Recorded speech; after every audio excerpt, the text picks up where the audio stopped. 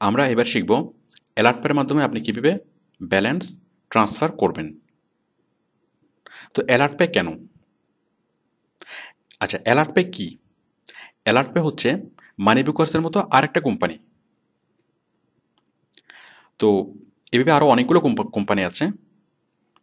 তো অ্যাকচুয়ালি এক একটা মার্কেট প্লেসের সাথে, মানে এক একটা জব সাইটের সাথে এক এক রকম, মানে এক একটা কোম্পানির মানে লিঙ্ক থাকে, কর্পোরেট চুক্তি থাকে। যেমন ওডেক্সের সাথে কর্পোরেট চুক্তি আছে মানি বুকার্সের সাথে। যেমন আবার মাইক্রো ওয়ার্কার্সের সাথে কর্পোরেট চুক্তি আছে মানে অ্যালার্ট পের সাথে। তো আপনি যদি ওডেক্সে কাজ করেন তাহলে আপনার অ্যালার্ট পে জানার দরকার নেই। বাট অন্য কোনো ক্ষেত্রে আপনার হয়তো অ্যালার্ট পের প্রয়োজন হতে পারে। তো সেই জন্য আমি অ্যালার্ট পেটা দেখাচ্ছি। তো আপনি যদি শুধু ওডেক্সে কাজ করেন এইটা আপনার দেখার কোনো প্রয়োজন নেই। দেখুন আপনি অ্যালার্ট পেতে অ্যাকাউন্ট কীভাবে তৈরি করবেন। আমি প্রথমে অ্যাকাউন্ট তৈরি করাটা দেখাচ্ছি। অ্যাকচুয়ালি বিষয়গুলো সেম, মানে অ্যালার্ট পেতে অ্যাকাউন্ট তৈরি করা, মানি বুকার্সে অ্যাকাউন্ট তৈরি করা, অ্যাকাউন্ট তৈরি করার মতোই। তাছাড়া ব্যাঙ্ক অ্যাকাউন্ট অ্যাড যেভাবে করেছিলাম মানি বুকার্সে ঠিক সেরকম, এবং ট্রান্সফারে যেভাবে করেছিলাম ঠিক সেরকম। তো দেখুন আমরা প্রথমে অ্যালার্ট পেতে অ্যাকাউন্ট তৈরি করছি।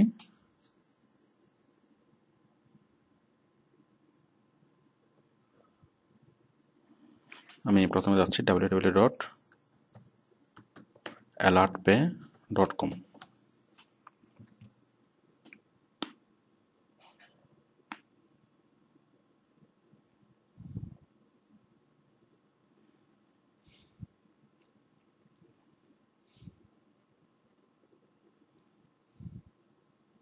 হ্যাঁ, অ্যালার্ট পের সাম্প্রতিকতম নাম হচ্ছে পেজা। তো দেখুন আমি অ্যালার্ট পেতে অ্যাকাউন্ট তৈরি করছি। সাইন আপ নাও।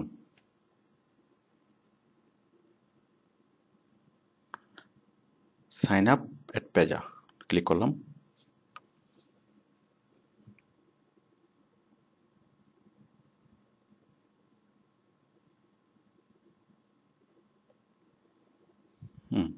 বাংলাদেশ।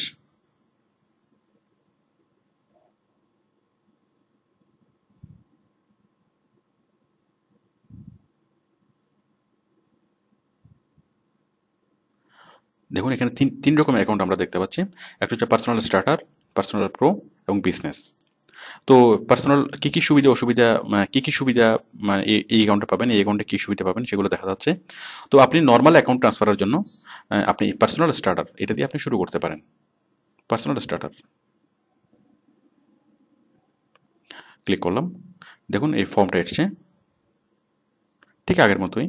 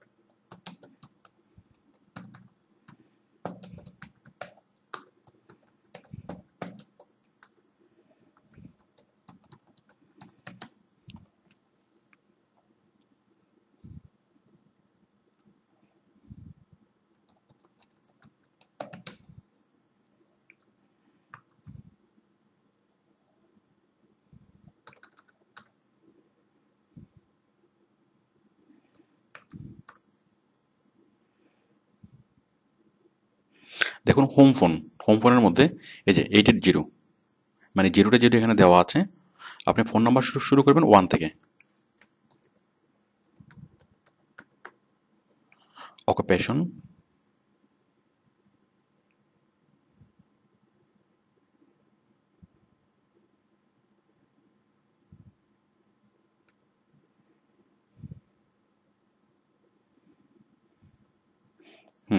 এই ডেট অফ বার্থ হবে অবশ্যই 18 ইয়ার অ্যাবাভ, সব ক্ষেত্রেই। আপনার বয়স যদি 18 ইয়ার্স অ্যাবাভ না হয় সেক্ষেত্রে আপনাকে কার্ড দিবে না, মানে আপনাকে কোনো অ্যাকাউন্টে আপনার মানে অ্যাপ্রুভ হবে না। দেন নেক্সট, এখানে আমরা ইমেল দেব।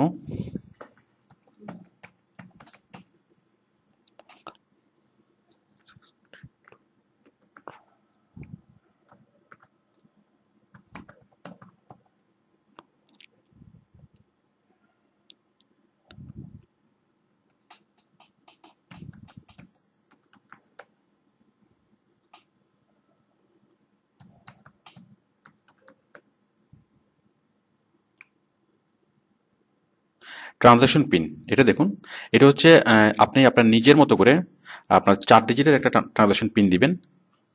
মানে এটা হচ্ছে এক্সট্রা, আপনার এক্সট্রা এক্সট্রা সিকিউরিটির জন্য। আমি দিচ্ছি 1 2, সাপোজ 1 3 5 7 দিলাম। ওকে, তাহলে দেখুন আমি দিলাম ট্রানজাকশন পিন 1 3 5 7, এখানেও দিলাম 1 3 5 7। তারপর দেখুন,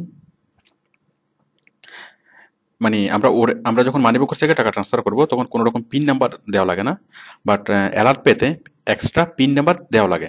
কারণ কেউ যদি আপনার অ্যালার্ট পের পাসওয়ার্ড পেয়ে যায়, অ্যালার্ট পের পাসওয়ার্ড কেউ যদি আপনার হ্যাকও করে, তারপরও আপনি সেটা পিন দিয়ে, মানে পিন নাম্বার যতক্ষণ না পাচ্ছে ততক্ষণ সে ব্যালেন্স ট্রান্সফার করতে পারবে না। তো বুঝতেই পারছেন যে double security. Password recovery option,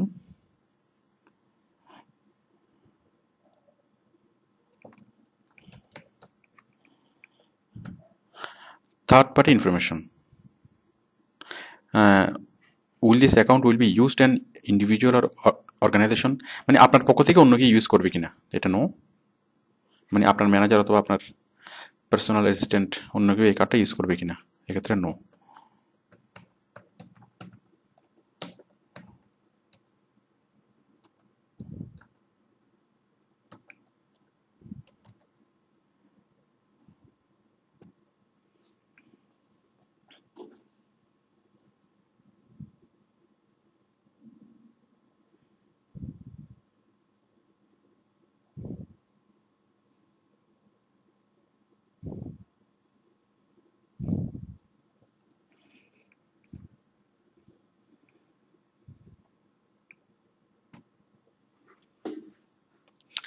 দেখুন step 3, congratulations, your account is almost ready to go. তারপর বলছে কি, check your email, we just send a validation email. Okay, আমি মেলটা চেক করছি।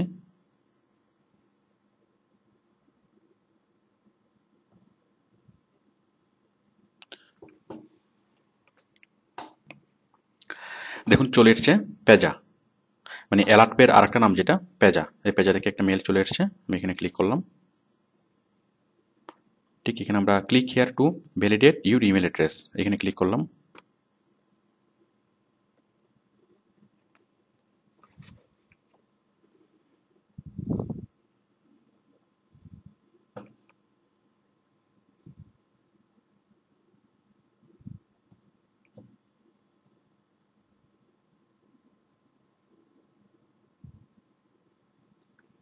মানে বাংলাদেশের ব্যাংকের সাথে তাদের চুক্তি আছে পেজার সাথে।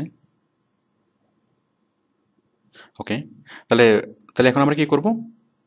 আচ্ছা, আমরা এখানে অ্যাকাউন্ট ক্রিয়েট করে ফেললাম, মানে আমরা পেজাতে অথবা মানিবকর্সে আমরা অ্যাকাউন্ট ক্রিয়েট করে ফেললাম। এরপরে আমরা কি করব? এই যে অ্যাড ব্যাঙ্ক অ্যাকাউন্ট, দেখুন আমি এখানে অ্যাড ব্যাঙ্ক অ্যাকাউন্ট অ্যাড করছি। বাংলাদেশ ব্যাঙ্ক ট্রান্সফার, তারপর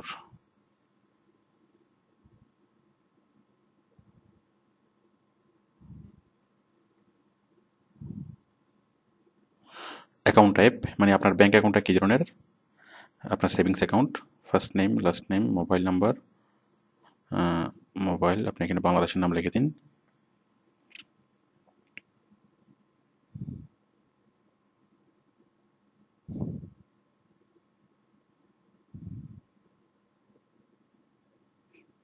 বাংলাদেশ 88016777।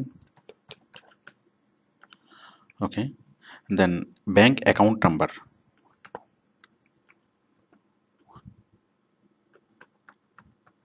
দেখুন আমাদের ব্যাঙ্ক অ্যাকাউন্টের মাঝখানে অনেকগুলো হাইফেন আছে, হাইফেন অথবা ডট থাকে, আপনি হাইফেন অথবা ডটগুলোকে বাদ দিয়ে লিখবেন।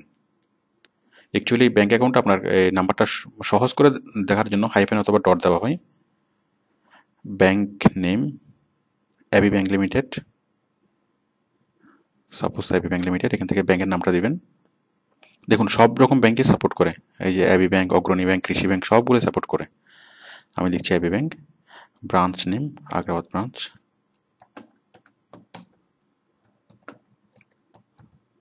City name Chittagong. Okay, then documents upload, আমরা কী কী ডকুমেন্টস আপলোড করতে হবে? ফটো আইডি, মানে ফটো সহ যে কোনো আইডি কার্ড, আমি ন্যাশনাল আইডি দিচ্ছি, ন্যাশনাল আইডি। এখন এখানে ব্রাউজ করে আপনার ফটো আইডিটা আপনি অ্যাড করে দেবেন। সাপোজ আমি এখানে ব্রাউজ করছি, মানে আপনার যে ন্যাশনাল কার্ডটা, সেই ন্যাশনাল কার্ডটা আপনি স্ক্যান করবেন, স্ক্যান করে আপনি এটার সাথে দিয়ে দিতে হবে, সাপোজ এইটা। ওকে, তারপর bank statement. Please select the type of the bank document you are submitting. এখানে আপনি আপনার ব্যাঙ্ক স্টেটমেন্টের একটা মানে স্ক্যান কপি দিয়ে দিবেন। Your account number and address should be clearly visible on the document. মানে আপনি যে ব্যাঙ্ক স্টেটমেন্টটা দেবেন, সেই স্টেটমেন্টে আপনার অ্যাকাউন্ট নাম্বার এবং আপনার অ্যাড্রেস যেন খুব ক্লিয়ারলি ভিজিবল হয়, সেরকম কয়েকটা পেজ আপনি জাস্ট স্ক্যান করে এখানে দিয়ে দিবেন।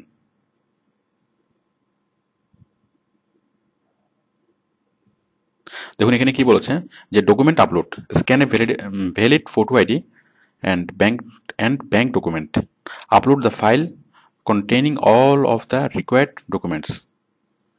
বলছে যে documents provided must be dated within 6 months of the upload date, file must be submitting in JPG। ওকে, তাহলে বুঝতেই পারছেন আপনাকে দুইটাই দিতে হবে, ন্যাশনাল আইডি কার্ড স্ক্যান করে দিতে হবে, আর তাছাড়া আপনার ব্যাঙ্ক স্টেটমেন্টের স্ক্যান করেও আপনাকে দিতে হবে। সাপোজ আমি মানে দেখানোর জন্য দিচ্ছি।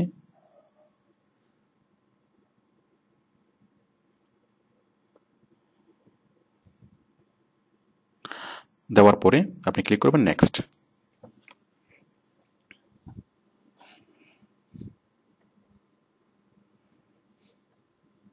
তাহলে আপনার আইডি কার্ড এবং আপনার ব্যাঙ্ক স্টেটমেন্ট এগুলো আপনি নিয়ে এগুলো স্ক্যান করবেন, স্ক্যান করে এভাবে অ্যাড করে দিতে হবে। এখন এভাবে আমাদের ব্যাঙ্ক অ্যাকাউন্ট অ্যাড হবে।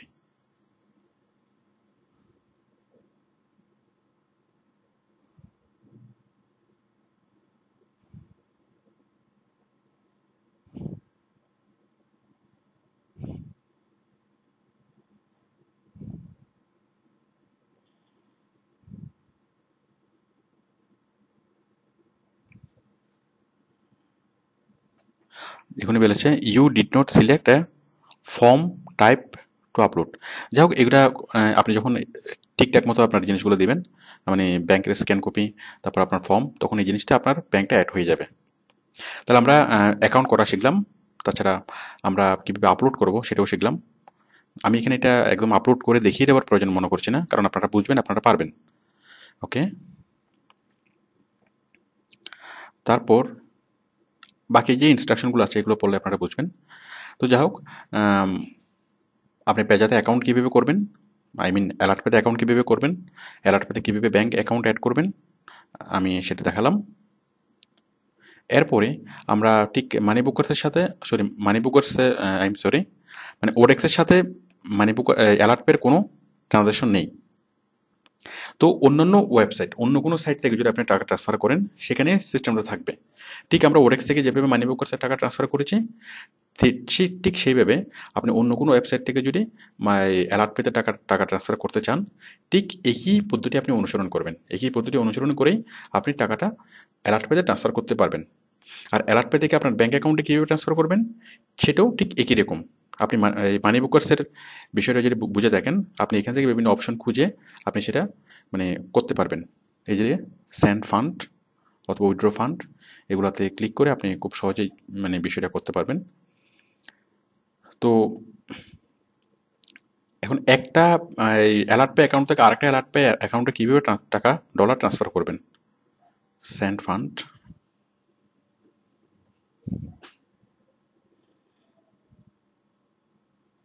এই যে ফ্রম সালমান খান টু, এখানে যার কাছে পাঠাবেন জাস্ট তার মানে অ্যালার্ট পের আইডিটা লিখে দেবেন। তার অ্যালার্ট পের আইডিটা, কত ট্রান্সফার করবেন, তারপর হচ্ছে কারেন্সি, কোন কারেন্সিতে, পারচেজ টাইপ, এক্ষেত্রে যে কোনো একটা দিলে হবে, সার্ভিস অথবা আদার দিবেন, দেন নোট। এটা দেওয়ার পরেই জাস্ট এইখানে আপনি নেক্সট দিবেন। নেক্সট দিলেই সেই অ্যাকাউন্টটা তার কাছে মানে পেমেন্টটা তার কাছে চলে যাবে। মানে আপনি যদি আপনার অ্যালার্ট পে ডলারটা সেল করেন, তাহলে অ্যালার্ট পে ডলারটা সেল করার সময় আপনি এই কাজটা এভাবে করবেন। আপনি জাস্ট তাহলে সেন্ড ফান্ড, মানে আপনি এক অ্যালার্ট পে অ্যাকাউন্ট থেকে আরেক অ্যালার্ট পের অ্যাকাউন্টে আপনি ডলারটা সেন্ড করা। মানে আপনি যদি অন্য কারো কাছে ডলার সেন্ড করেন, মানে যদি ডলার সেল করেন, তাহলে আপনি খুব এভাবে খুব সহজে করতে পারবেন ডলার সেল করা। তো দেখুন, তাহলে আপনি খুব সহজে আশা করি কাজটা করতে পারবেন। তাছাড়া আপনি যদি মানে উইথড্র করেন ব্যাংকের মাধ্যমে, এই যে উইথড্র ফান্ডস, ঠিক আগের মতোই। এই যে আপনি কিসের মাধ্যমে উইথড্র করবেন, ব্যাংক ট্রান্সফার নাকি ওয়্যার ট্রান্সফার নাকি চেক। সাপোজ আপনি যদি চেকের মাধ্যমে উইথড্র করেন, এই চেকে লিখুন, ক্লিক করুন, মানে আপনার ব্যাংক অ্যাকাউন্ট অ্যাড হওয়ার পরেই জিনিসটা দেখাবে।